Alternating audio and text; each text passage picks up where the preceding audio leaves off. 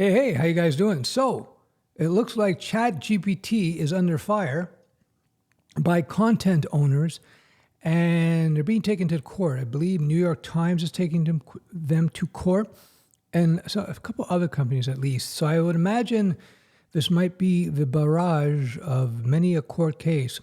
Anyway, according to this Ars Technica article, and I'll link to it below, apparently for every infraction, for every instance where they find that ChatGPT munched on some data that belonged to some other third party, like the New York Times, it could be a $150,000 fine. What they're suggesting in the article is that ChatGPT might have to retrain from scratch with only open source material.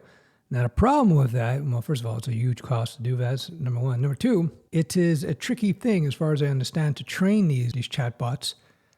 And how you filter that data could be very important. How capable the results of the chatbot will be directly related to the quality of the information. So if they're highly restricted in terms of what information they can consume to create their responses in the chat machine, in the chatbot, I don't know how good that's going to be. I remember a few years ago, a friend of mine has a company, and they had a lot of data from their clients. So these AI people came in and said, listen, we will build a chatbot, and we want half the revenue based on your data. And my friend said, go take a walk, because they knew back then that the key to an effective AI is the data. The data, putting all that data together, whether it be on the New York Times, whether it be on Stack Overflow, whether it be image collections from image sites, that is the expensive part of the process, to collect all this data, to curate it, so then the AI can consume it and do what it needs to do to produce its product. So I think that this lawsuit and lawsuits like this might actually have legs, really. Now, the key is people say, well, how would you prove that ChatGPT, as an example, is using your data? Well, there might be some markers in the data. You may be able to identify some very unique aspects of the data that would point to particular authors, as an example, in the New York Times. But I think an easier way to prove that is that you just look at your server logs. I'm sure the ChatGPT bot has an identifier. So you just go into the logs, say, oh, look, ChatGPT went to my site, went to New York Times, and went, ate it all, consume it, and away you go. In the case of... I'm not sure which AI was doing it, but one of the AIs you'd see in some of the results, you'd see actually like watermarks from a big image site that would come out in the produced images. So this is interesting. The AI thing, I suggested several months ago that we may have hit plateau in terms of the AI for now, that because of the nature of technology, not because I had any insight into AI. I'm not an AI person. I'm a developer. I've been writing code commercially since the early 90s. I've noticed over the years, over the decades, that technology that's released, it's usually released after lots and lots of work. They hit a major milestone, it's released.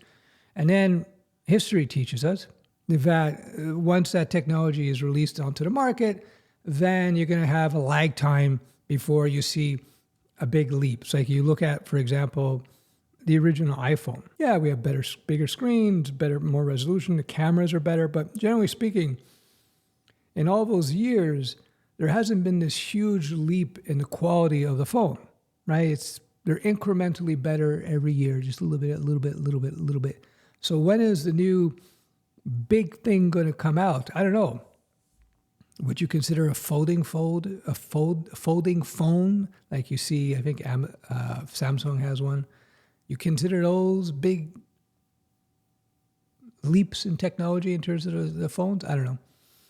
Anyhow, there you go. So with AI, it's already running into a bunch of legal problems. And again, I'm not an AI expert, but I remember reading a little bit about AI in something called a book. Remember those? They have books. They have words and stuff. I'm activating my AI camera. It's going to do what it's going to do. Uh-oh. Just so you know, I'm using an AI-based webcam. This is a webcam. Let me stop it. It responds to hand gestures. So when you got to watch it, when you put your hand up, you will, let me just adjust this. Oop. There you go. When you put your hand up, that's a gesture that the AI is looking for. It has 3 gestures it looks for. And then it's a gimbal-based AI. I'll put a picture of it here.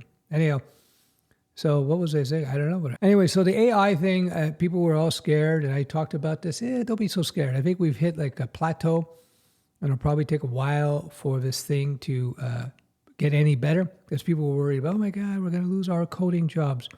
No chance of that. Remember, any experienced developer will tell you that the coding part of development is just a small part of the job. So even if ChatGPT was able to put out consistent, competent code, which it can't, put out good code, there's no question, but there's also lots of bugs. You got to know what you're doing. Anyway, the coding part is just a small part of the process. It's not like you write a bunch of code and that's the job. No. I would argue, depending on the type of development that you're involved with, maybe the coding is what? 15% of the job? 10% of the job? Anyway, that is before all these lawsuits. Now, if these lawsuits hit, and then we have to start, then all these AI products, all these AIs will have to start evaluating, how they train their AIs. They have to start paying for access to data. Twitter's talking about suing them as well. It's going to slow down the whole thing, which might be a good thing, because if Terminator happened too quickly, we wouldn't know what to do.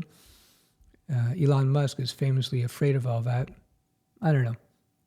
I think our humans, if you understand the lizard brain, our monkey and lizard brain, our primitive brains that are non-thinking, our primitive brains have this pre-programming in there. I assume you guys know a little bit about software development listening to this. Our primitive brains have scripts built in that create a picture of reality based on association. That's one thing. So we like to think that we think, but we don't really think most of the time. Anyway, we just associate. And then from associations, we paint a picture of reality. That being said, one of the primal scripts in our built into our lizard brains, which dominates our behavior, is fear. That's why they use fear to sell things. Politicians do, and different companies will use fear. Always question a company or an individual who uses fear to try to drive you in a particular decision. That's not ethical, in my opinion, but that's another story. Anyway, we have a tendency to overhype our potential risk in our lives, right? So our brains artificially exaggerate, amplify, magnify potential threats. So I look at AI, and I see this not all the time, but I've seen it a few times before, where new technology comes out and you have the doomers and the gloomers come out. Oh my God, it's the end of everything. We're dead. We're done. And then nothing happens. So don't let our natural tendency to fear what is new and to just to fear. Don't let our natural tendency to fear override our reason, although it's easier said than done. But that's another story. Anyway, I hope you found this video useful. By the way, I'm filmed this video on a webcam. This is a webcam. It's the Insta360 link. I'm not being sponsored for this. This is just a video. They sent me this webcam for free to test, and here I am and testing it. But the video quality is really damn good. I'm pretty impressed with it. Typically, I use a cinema camera. I'll show you the type of camera I typically use. So this is my go-to camera. In Canadian dollars, about $7,000. Now, of course, it shoots a better image than this thing, but this is pretty bloody good. This is the best webcam I've ever seen. All right, I hope you found this useful. If you have any comments or questions, if you are an AI individual, you have any insight that you'd like to contribute to this discussion, let me know. One obvious thing, though, is that with the AI, it's not going to be replacing coders' jobs anytime soon. All right, thanks for watching. Bye-bye.